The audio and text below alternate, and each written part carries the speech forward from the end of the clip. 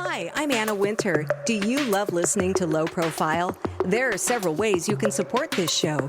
You can sign up for flexible monthly donations at patreon.com/lowprofile at the cost of a cup of coffee once a month. If you join the Patreon community, you can get advance episode releases, behind-the-scenes exclusives, and early access to merchandise. If you can't contribute financially, it always helps if you tell a friend about your favorite episodes, share about Low Profile on social media, subscribe for free on your favorite podcast platform, and give us a rating and review whenever you listen.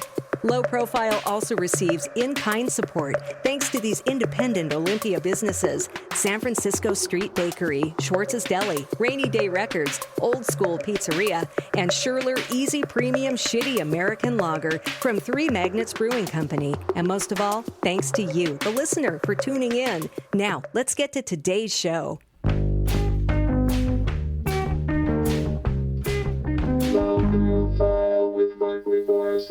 Welcome back to Low Profile. In this 53rd installment, I'm joined by Wes Buckley. This is Sleeping Like a Deer, the first track on his latest LP, The Towering Ground. When you were born, I clambered out of a termite tenement, my mouth full of wood chips, babbling to my bugged out buddies,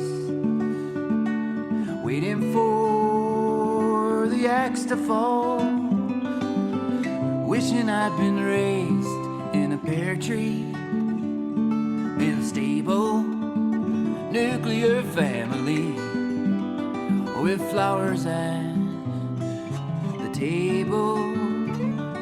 Instead I roam so close to home, wondering how to make money. Tell me, how do you make money?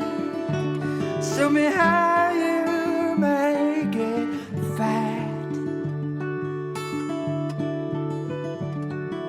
One quick fix, well, I'm on the floor, jobless and in a dimension of fractal air, oh, and rainbow air.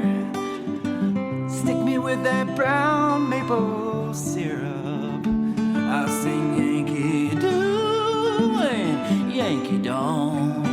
No one will hear until I'm losing sleep and all my heat leaking out of my doorway.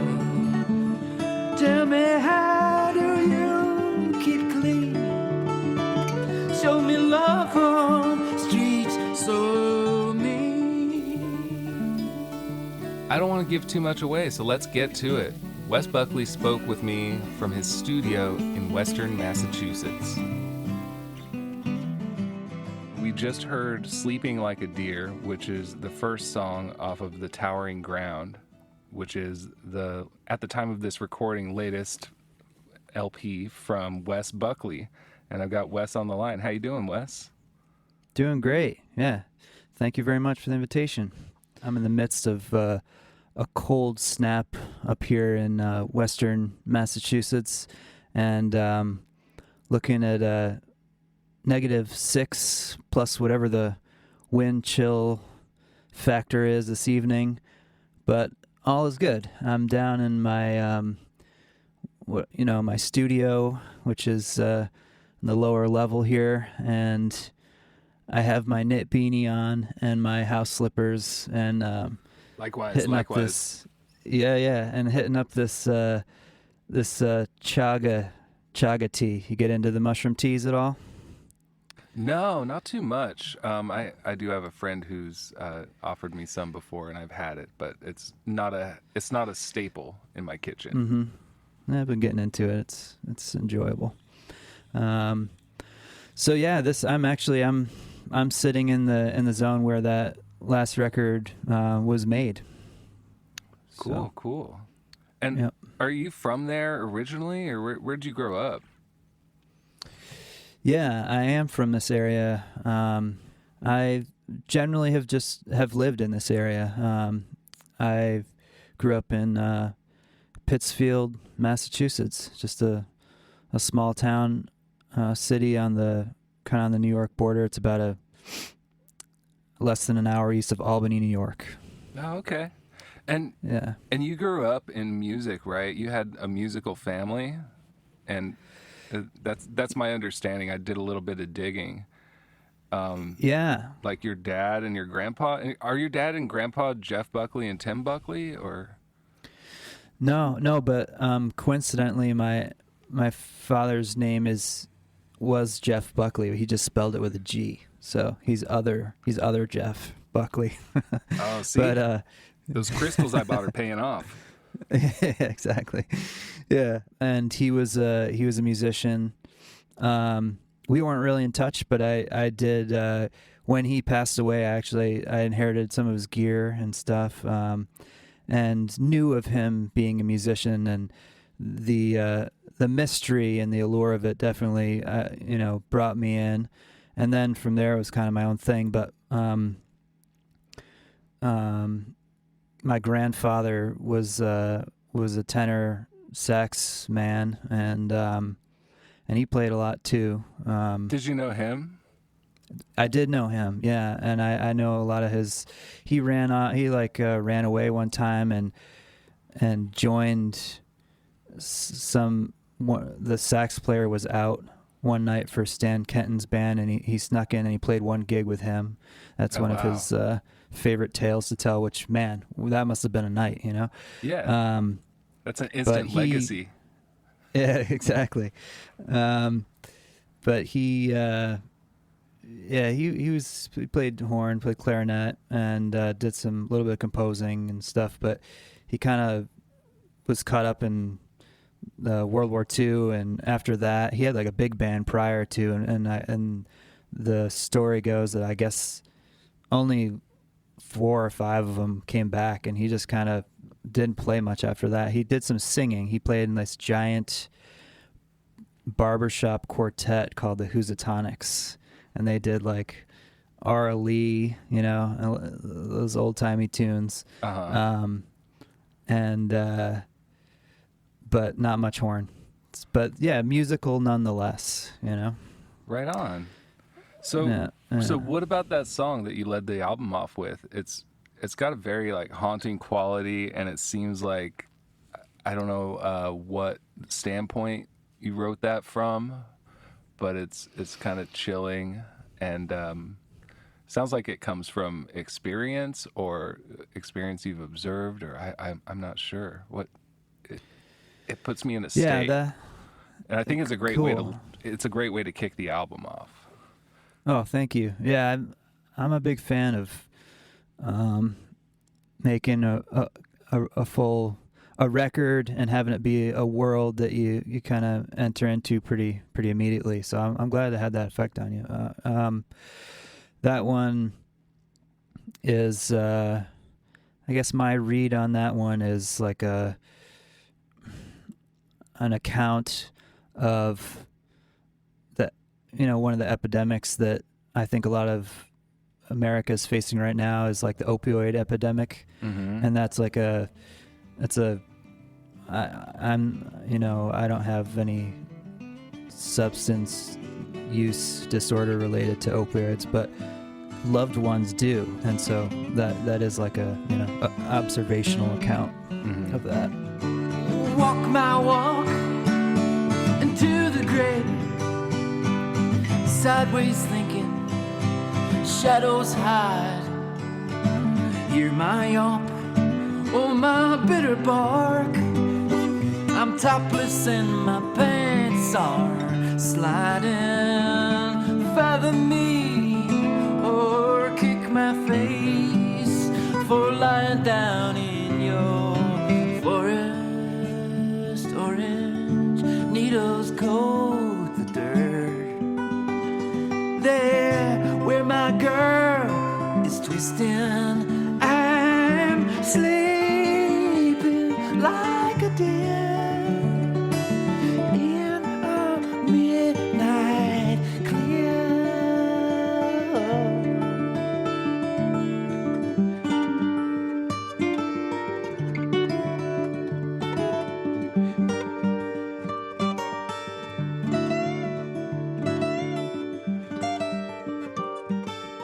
just a snapshot of today, just kind of socially and culturally, and somebody moving through the world kind of in the underground, kind of without money, and kind of just like out of their mind, and but with hope. I hope I hope there's some element of hope in there. But I get that vibe. Yeah, that's a general overview. But I wanted to happen in a kind of liquid, poetic way that was sort of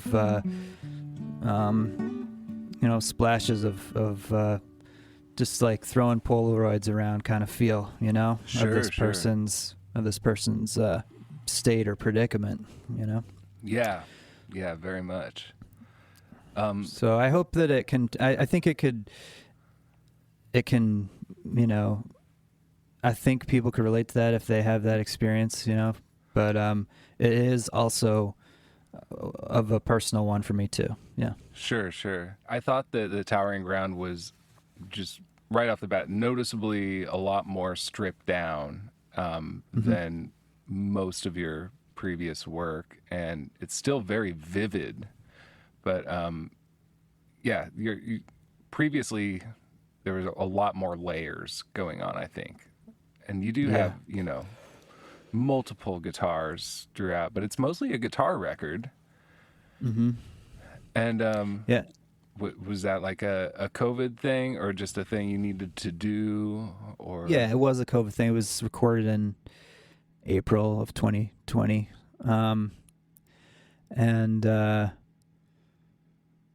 I think so. Yes, in that regard, but really, I've been wanting to do that for a long time, but I couldn't figure out how to do it because I'm so inclined towards arrangement, and just like you said, I just love all the layers and counterpoint melodic stuff, and I still did that like you mentioned with the guitars on this one, but it just kind of was like, okay, I can hear how I could do that now with this group of songs, and I think I can go for it now, and I can do that.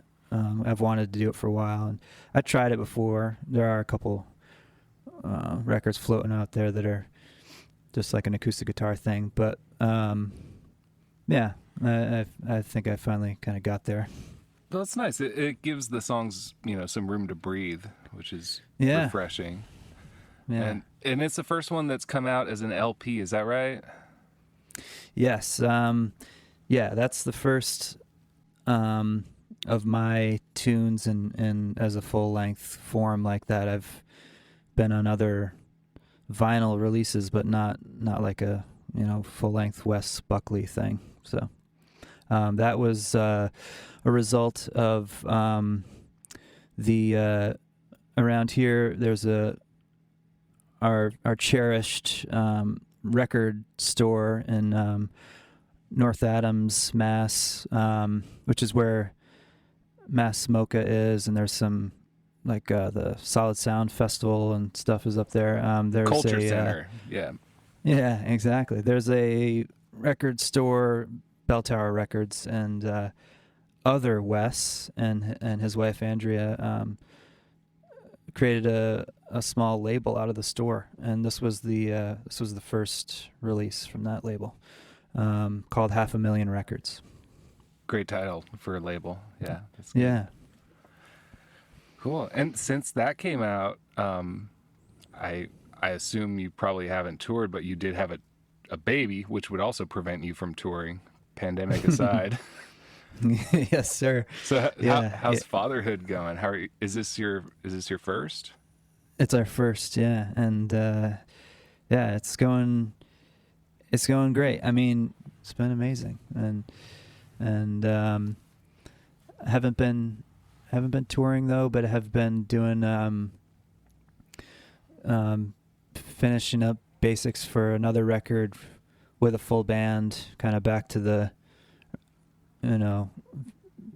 huge, more bigger arrangements, and pretty excited about it. So that, as far as the song side of it goes, some more songs coming.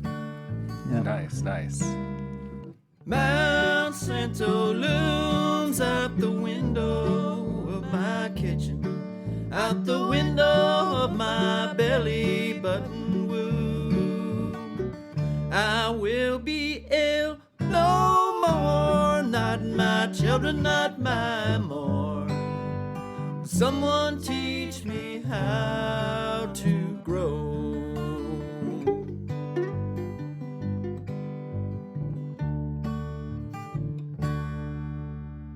Throw a bucket on your roof, fill your backyard with good earth. Mind the sun, sun the mind, mind the sun. Food grows inside,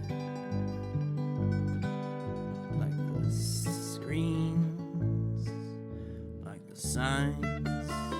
So the Towering Ground was not your first vinyl release. I mean, it was the first album, but you had a split with Michael Hurley that came out, a 45, right? Yeah, I think that was in 2014. And yeah, I was touring with Johnny Fritz, and he set up a tour with Michael, just like a few days in New England, maybe part of Michael's kind of annual New England run. Uh-huh. And we were in Maine and Massachusetts, and that's when I met him. And then the next time he came around, I kind of, asked him if he I don't remember how it went, but somehow I got myself on stage to accompany him for his next show for a few tunes. And I did that for a couple of years. And nice. So, and he, at one time after that, he had been approached by Lucky Peach, the food magazine. Mm-hmm. I don't even know how it worked out, but anyway, yeah, they put out a 45 of his, and, he gave me a call and asked me to do the split with him. So it was food related. Mount Santo. Yeah, like his was, they were both sort of social comments on like the agribusiness deal here, and so mine was kind of like a corny pun on. Well, his was about corn, I think, and mine was about this. Giant kind of pile of shit that was called Mount Santo, where people got their food from, and it was like how can we kind of reclaim some of that food culture back from agribusiness practices. I know the town Monsanto, Illinois, got renamed to something. Really? I actually just learned that today. Wow! Since last time I was there. Driving through, as has Monsanto, as far as I know. They've dropped that name too. I think they have a new name. Oh, really? But I wonder what they're parading a lot of around those as. Groups. Yeah, they change their name often for the better PR and stuff. Sneaky devils. Yeah. Yeah. So anyway, that's how that came about, and that was a fantastic moment. I wanted to point out that on your last two records, Towering Ground and then the previous 2020's Dancing the Bliss, both of those records kind of hinted at your experimental music side, like more like in the sort of as textures underneath. But the last thing that you put out, 1920, just leans all the way into that zone. And listening back through your previous work, I can hear that you're really into this, creating soundscapes and free improvisation and all this. And it's a whole nother side of like the Wes Buckley that's available on Spotify, say, or like you can dig a whole lot deeper.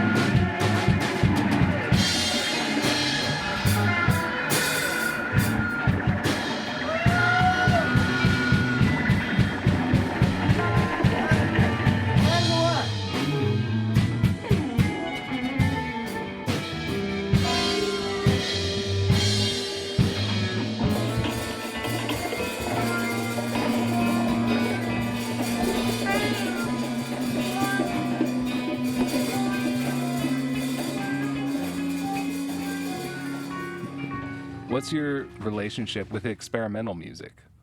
Well, it's as old as my relationship to playing songs. In different bands that I've been in, it's always present. Definitely, definitely live performances. It's always an element. But yeah, I guess I made some kind of choice about 10 years ago or so, just to see what happened, just to like really, I don't know, just like really get into crafting songs. And so the two worlds kind of parted there for a little while. And then, and now they're kind of like coming back together, or at least they're getting equal attention more in the past few years. And then, with the last, with COVID, I've just been doing a ton of recording of more experimental, long form, open form, improvisational stuff, and kind of like experimenting with alternate scoring and a lot of the things on Dancing the Bliss that you might hear, those textures are instruments that I've made. And at shows, there'll be like sections of the shows where the instruments come out, and there's like a weird piece in the middle of the set that kind of occurs. I watched a public access TV appearance you did, where you and a friend who was wearing sunglasses you were playing guitar and singing songs at his beck and call, and then he was sitting at a table or standing facing the wall or reading a magazine, eating an orange. Right. But one segment of that, he was playing this like weird looking little bright red contraption that was sitting on the table the whole time. And I was wondering, what the hell is this thing? And then he starts playing it with like a bow and like striking it with mallets and all this stuff. And I'm like, oh, okay. I had no idea this was going to become a musical instrument. Yeah.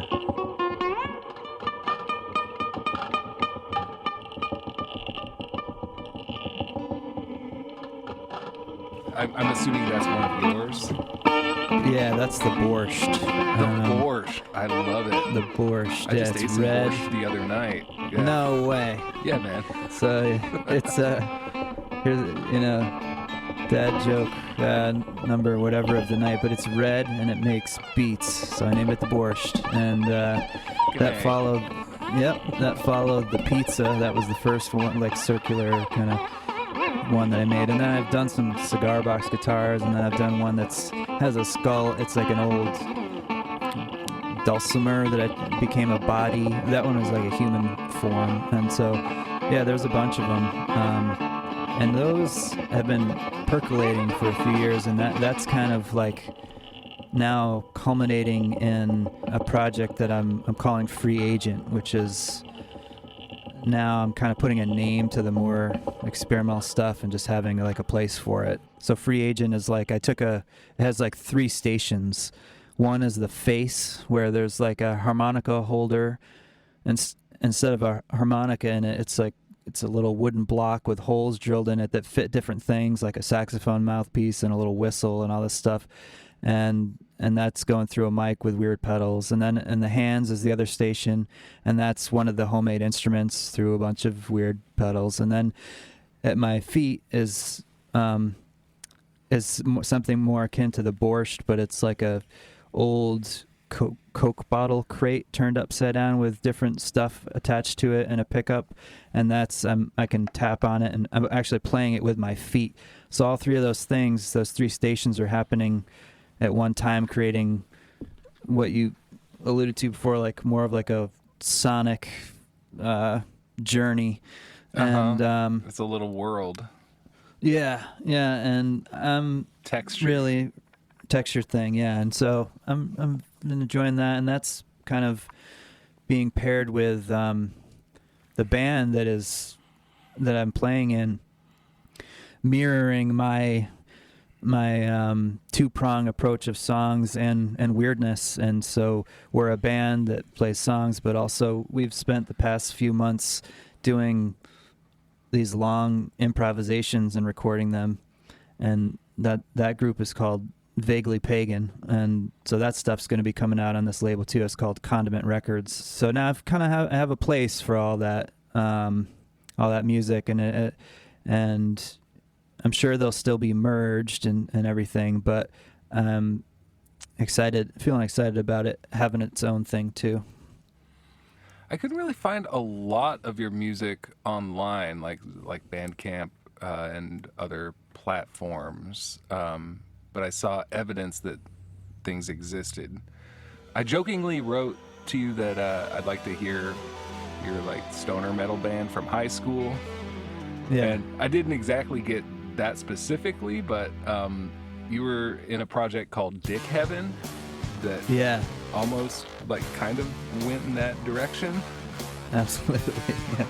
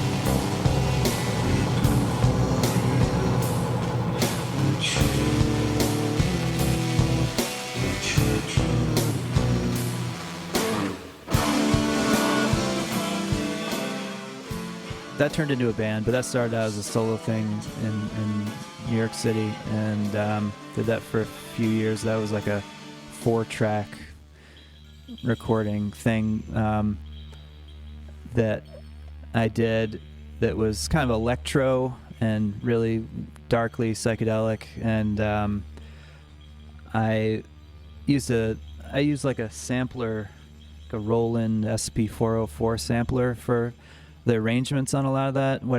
I came to this epiphany at one point where it's like a little box with 12 buttons on it, and I realized at a certain point that the chromatic scale also has 12 tones in it, and so I kind of like tripped out on that, and I would take my 4-track and I would make like these arrhythmic blasts of all these different instruments, say playing an E, and so it'd be like this little orchestral moment of an E, and that would go in button 1, and then button 2 would be all different instruments for the F and the F sharp and G and G sharp, so it had like a whole octave of every note, and then I would like press the buttons 3 at a time or whatever to make like a little triad, to make a little chord, and it would sound like this really crazy orchestra playing kind of like out of rhythm, but because I was pressing the buttons there was a rhythm to it, so it was just this kind of like lo-fi version of samples, and using that and then under it would be like a drum machine, and then like a funky or reggae-ish bass line, and I play saxophone, so that'd be on there, and then usually like a blues driver pedal on some vocals, just really kind of crazy music.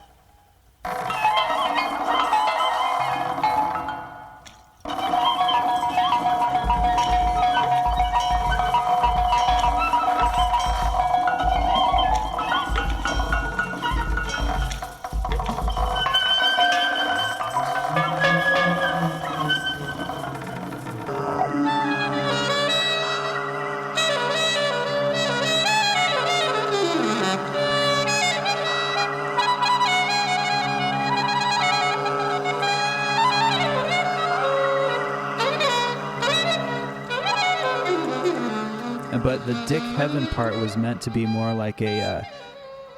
It was like as if it was some sort of like trippy lounge act. Like I was realizing that Dick was such a common name for like late night TV hosts and sure. And there was just like this character that of guy named Dick, you know, and I ran with that, and that's where that happened.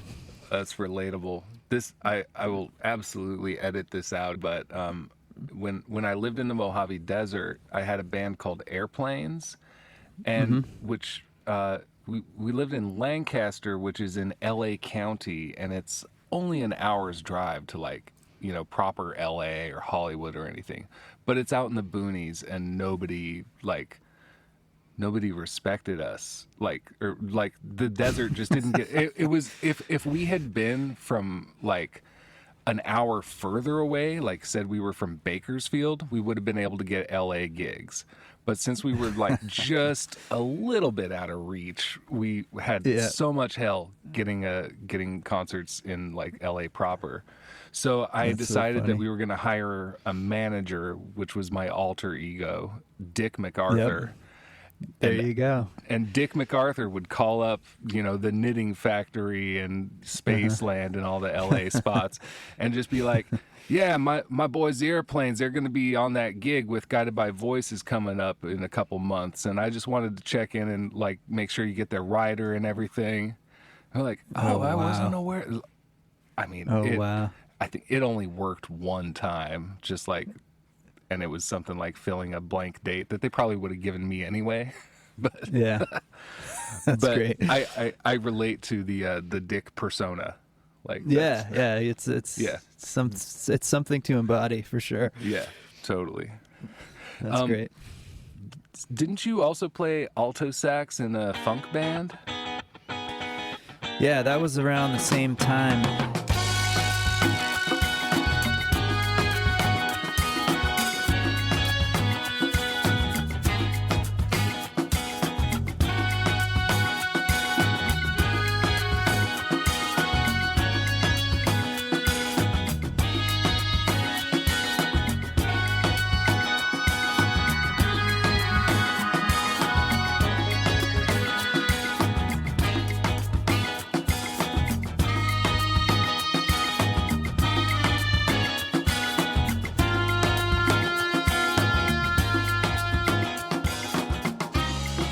That was in New York City, and well, I guess before New York City, I lived in Vermont, in Burlington, Vermont, and I was in this duo called Fantastic Dungeon with this guy. It was kind of like a noisy, weird thing. We didn't wear shirts, and I don't know, we wore like burlap and like had chains. It was a very theatrical thing, and that guy, his name is Christmas Woods, and he was friends with this lady Sarah, and she was one of the original members of USA as a Monster, and so through them, when I moved to New York, I was able to get in touch with Colin Langinus, and I went to, well, the drummer Tommy was playing in one of his other bands, Black Elf Speaks, and they were playing at one of those old venues, 285 Kent or something like that in Brooklyn. And I went to the show, and I had heard that he was starting this funk band, and I had just moved to New York, and I was a big fan of USA as a Monster, and I was like looking for people to meet, and I went up to him, and I said, hey, Sarah connected us and everything, and I hear you're looking for a sax player. And he looks at me and he goes, are you free on Wednesdays? And that was all he said to me. And I was like, sure, audition. yeah. I'm free on Wednesdays. He's like, all right, cool, stop by.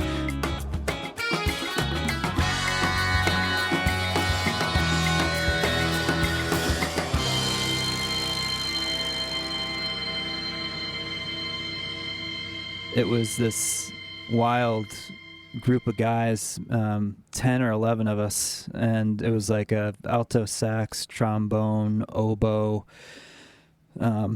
percussion, bass, guitar and drums, and keys, and we just it was kind of a blend of funkadelic and Sun Ra and just noise. Sounds like a party. It was a party band, and we ended up touring. Like, we toured in California, and we toured with Greg Ginn, and we toured like the New England a bunch, and played a lot of cool shows, and put out quite a few records on Electric Cowbell, which was the drummer Jimmy Thompson's label that she still has rocking, and that was like my getting back into saxophone, which was sort of my first instrument from when I was a little boy. That was what I started on in like elementary school because of my grandfather. And, or I guess I just chose it and then found out that he had played. That was how I kind of first found out that he'd played. So, but anyway, the funk band also had its own, akin to what I was describing with my two-prong thing. Colin also used all the same people and started this long tune jam band thing called the Colonel Orchestra. So when we would go play shows, and we would do like the whole night, we would do like 2 sets, and in one I'd play the alto sax, and then we'd reset up, and like the oboe player would play keyboard and I would play guitar, and we'd be the Colonel Orchestra, and we'd play some of his songs. And that was a lot of my time in New York was working with Colin. Oh, wow. And met so many, he's like one of those key people in your life that I just kind of like, we have like a psychic connection, but I also met so many people through him, and kind of all leads back to him for a lot of things for me. So speaking of Vermont, you have an album from 2015 called Eggs. Yeah. And I've only heard one track from it, but I think it's safe to say that most people in this business, in the music world, don't have an album called Eggs. Okay. You know who does is one of my favorite cartoonists, James Kochalka. Oh, he does? He has an album called Eggs from just a couple years ago. This is like research right before the interview. I'm like, I wonder who else has an album called Eggs. And then I no way made that connection. What was his band called? James Kochalka Superstar. Yeah, I remember seeing them. Yeah, he makes a comic called American Elf and lots of other things. Yeah, and it's like silly, vulgar punk music with gross lyrics. Yeah. is your Eggs album like that? I can't find it. It's more like the tune that you heard. Not Me. Not Me. That's right. That's from Eggs. And but it was the cover has a painting of a bird of prey on it, and there's like a lot of bird allusions, but it's definitely more of a serious guy thing than what you just described. you know, so Yeah. they might pair well together. But it does have a lot of songs about like what I thought of as like things about to happen or things ending. And on a personal note, I just love eggs. And Like like the concept of it, or to eat eggs. oh man, or... I just eat the shit out of eggs. I eat eggs. Yeah, I eat eggs. Yeah. Oh, nice. And man, 6 years ago, I don't remember all the other reasons at the time, though. Man, it was, you know, it had to be called eggs, so that's what happened. But well, but I'll have to check out his version. He was like, he's obviously a really cool guy, you know. So I didn't know him too well when I was there, but I would go see his bands, and I knew all his friends. I know this other band that he was, I think, in the same era, and was Swale, and I'd go see them play a lot. They were great. They still play, and yeah, there's so many awesome artists from Burlington. Ryan Power is up there, and really fertile scene, like eggs. yeah, that's good. Yep. I was a little disappointed that the title track from his album didn't even really talk that much about eggs. But you know, there's always eggs too. yeah, always eggs too. How many eggs should I eat in an hour? How many times should I poop in the shower? How many fingers am I holding up right now? How many cakes should I tap with my wiener? How many times should I kiss Justin Bieber? How much money are you gonna give me now? So many questions, let me ask a question. So many questions, bro. So many questions, let me ask a question. So many answers, I don't know. So, you never know. Yeah, that was a little bit of a stab in the dark, but now we all know. There's so much to learn. Yeah, no, but same town, you know. We definitely. I lived there when he was there and everything. Not Me is like kind of a. I mean, it is playful, but it's a heavy song. Who's gonna come to your funeral party? Anyone? The mortician's son knows the weight of the situation.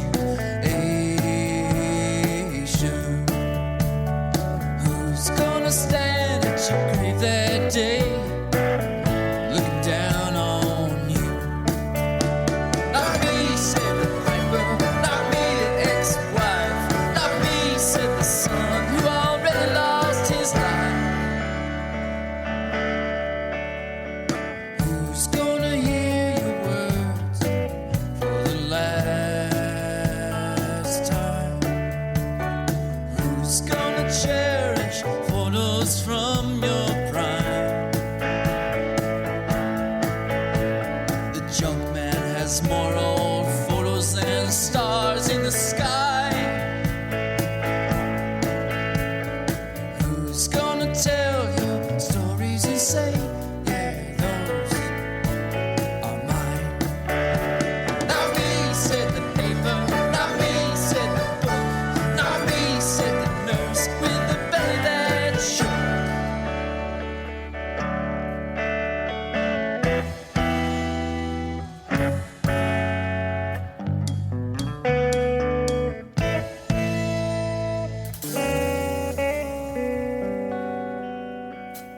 Who's gonna return with the final story? Anyone? And who's gonna tell us what happens when we are done? Me said a planet, me said space, me said a child with a granddaddy's face. But who's gonna come to your funeral party? Anyone? And it's a spin on the Little Red Hen, right? Or am I wrong about that? Oh no, I don't know that.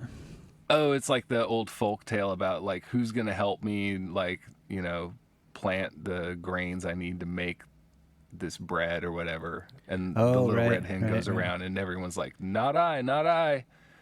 Right. I think that's where I No, got I that, do maybe re- because of the egg and the hen thing, the chicken and the egg. Wow, that's so cool that just happened. No, that wasn't on purpose. No, it was. It's when I love doing that. I love facing the gravity of things with like a certain amount of humor, you know, Yeah. rather than ignoring it with humor or ignoring it with just whatever boring thing. I don't know. I think it's pretty interesting to delve and to have that be one of your tools, you know, one of your weapons, you know. Yeah. We for sure. my same friend that I mentioned before, we have this he's an educator, and he asked me one time, so it was something that he was working on for his students, and it was and he said something like, you know, pick 3 words that you would want to operate under, or maybe he said live by, but it didn't have to be that heavy, and then squish them together and make one word out of it. And I came up with humolage, which is humor, malleability, and courage. I thought there was going to be knowledge in there somewhere. You're a tricky guy. You never know. You know, if you humolage enough, you might find yourself an old, you know, might stumble upon some wisdom. I don't know, but so I'm just kind of humologing around when possible. Yeah. Yeah. You've carried a vibe throughout a lot of your music that, speaking of like humolage, which feels good to say that for the first time, but Yeah. like there seems to be like an air of like spirituality or mysticism or magic, like kind of a supernatural type thing that you come back to, and I guess what I want to know is, can you see the future, or as a backup question, do you have any works in progress that you'd like to talk a little bit about? Works in progress, upcoming works, that kind of thing. Yeah, that kind of thing. Or I mean prophecies. We can go with prophecies too if you got any. Prophecies. Well, I'm thinking that the color blue will continue to be one of the most popular colors. It's in vogue. And yeah, I think I'm sticking with green. I'm sticking with blue and green, and in that regard, I'm thinking that it's an earthly prophecy. Come true. And at least that's my hope. I'm gonna stock up on blue and green. I think clothing. that a lot of the blue and green. the everything. questions that someone might really wish they could figure out how to ask can be found there, and You hear that? yes, I did. Yeah, the sirens have spoken. Yes. And I think that it is. And mid to late spring, there'll be a lot of new music coming from the recordings that I've been doing over the past couple of years. There's a lot of stuff, and I just want it to be out there and not so hard to find on the internet, as you were saying about some of the other stuff. Wes Buckley, thank you so much for sharing your time and your music with us today. Where can people find your music? They can find most things that I'm doing at wesbuckley.com. Great. Okay, well, enjoy this the rest of this first year of fatherhood. And thank you. And I hope your predictions for the rest of the year come true. Thanks so much. I'm gonna stock up on blue and green clothing. Blue and green everything, yeah. And thank you, blue and green everything. I appreciate the talk. Thanks so much. Take off, touchdown, pop in the seal, walking around. Dusty boots, kick stones, stick in the air, no gravity to spare. Now any old quarrel, any former feud is meaningless on the bigger scene. Size of the sun is always harder to handle than something shaped from gasoline. Fear and whining are served up everywhere, trickling deep down. We take our share. Me and mine are floating, so are you. Even though you can't jump high as the moonwalkers do.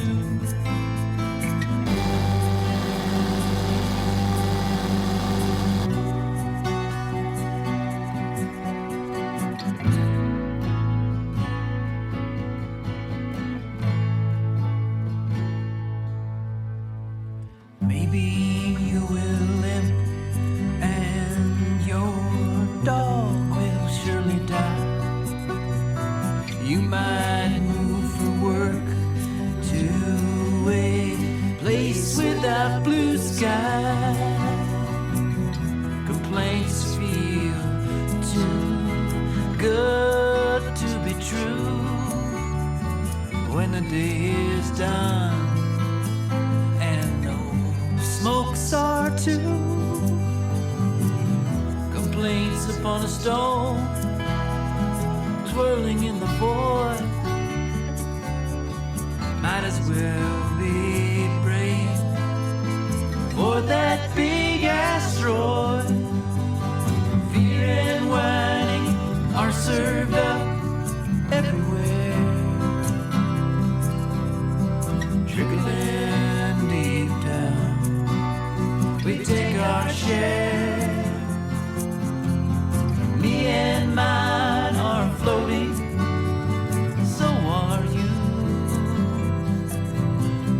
Even though you can't jump high as the moonwalkers do.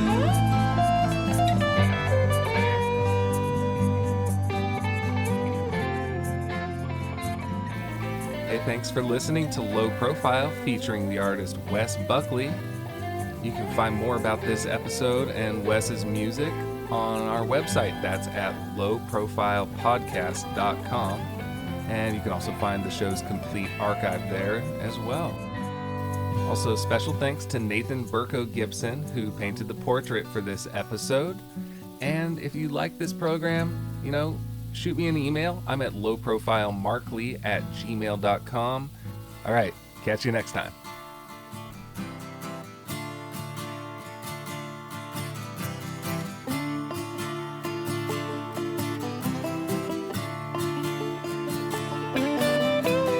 Long white shock of lightning, splitting up the stars. Won't stop these wheels from trucking. Where we were to, here we are. In the morning sun on the road and running.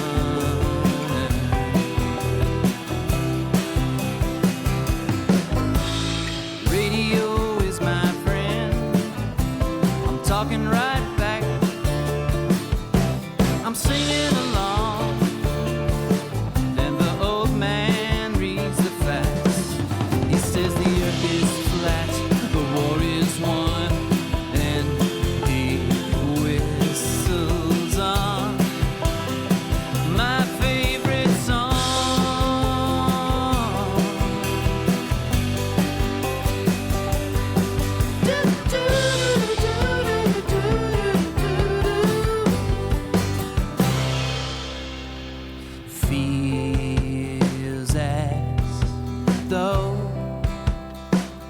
traveling fast as escargot.